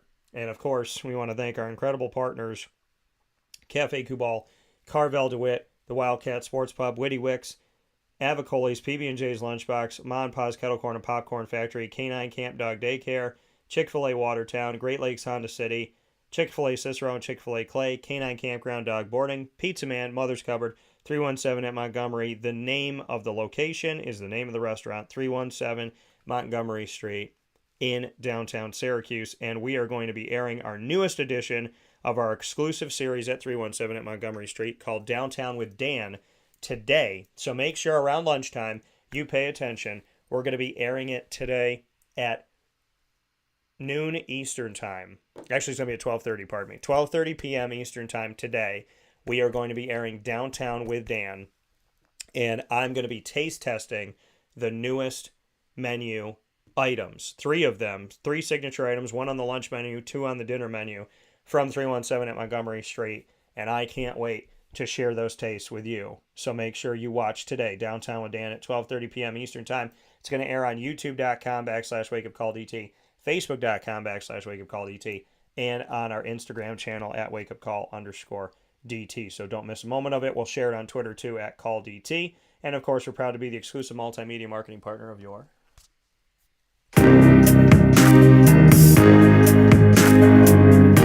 Lemoyne College Dolphins. It is things up every single month on Wake Up Call with Dan Tortora, where sports truly meets that thing called life. We appreciate you being here with all of the Dolphin coverage and our exclusive multimedia marketing partnership every first and third Wednesday of each month at 9 a.m. Eastern Time during Dolphin Time. We bring you AD and DT with Athletics Director Bob Beretta and myself, Dan Tortora. Every second and fourth Wednesday, we bring you the Dolphin Dive, diving into the stories of student athletes, coaches, as well as administration, future Dolphins, and alumni. You can check out all of our content with the Dolphins by going to the Lemoyne tab on wakeupcalldt.com, subscribing to our YouTube channel, youtube.com/wakeupcalldt, and seeing the premiere every Wednesday live at 9 a.m. Eastern Time here in our live feed on Wake Up Call with Dan Tortora. For more information on your Dolphins, go to LeMoyneDolphins.com.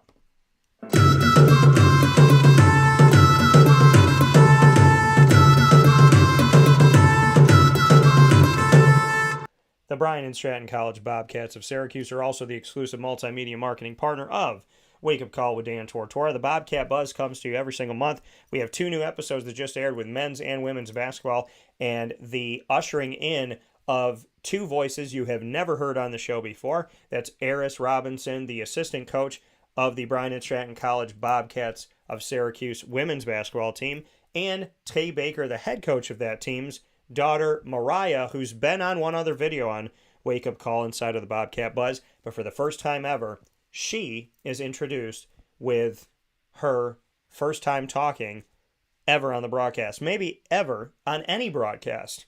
She is in our newest special, and she's the one that rings us home with the final word. So make sure you check out all of our Bobcat Buzz specials by going to the BSC Syracuse tab on wakeupcalldt.com, subscribing to youtube.com/wakeupcalldt. If you go on YouTube in general and you search Bobcat Buzz, you will find our archive of episodes, including the new ones I'm talking about and all the ones that will be added. But make sure you subscribe to our channel, Wake Up Call DT, while you're on YouTube. And for more information on the Bobcats, go to syracuse.bscbobcats.com.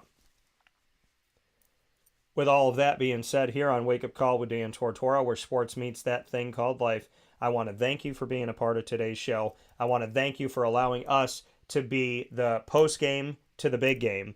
And we'll have plenty coming up about that game between the Chiefs and the Eagles. A lot of storylines, and we'll continue to talk about all the fun stuff throughout the week this week. We got a great week set up for you. Fantastic guests are going to be coming up.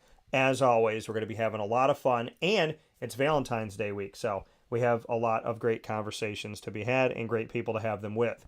I thank you for being here with me, and I want to put a big thank you out to my good friend Brendan Murphy for being a part of the show, and God bless to you and your speedy and full recovery, my brother. So God bless and much love to you. Thank you all for tuning in inside the Cafe Kubal Studios. Find us on Wake Up Call at Wake Up Call. Find us on Facebook, at Wake Up Call DT, Twitter at Call DT, and Instagram at wakeupcall_DT, always on wakeupcalldt.com and on youtube.com/wakeupcalldt. God bless, no stress. Do your best. We'll talk.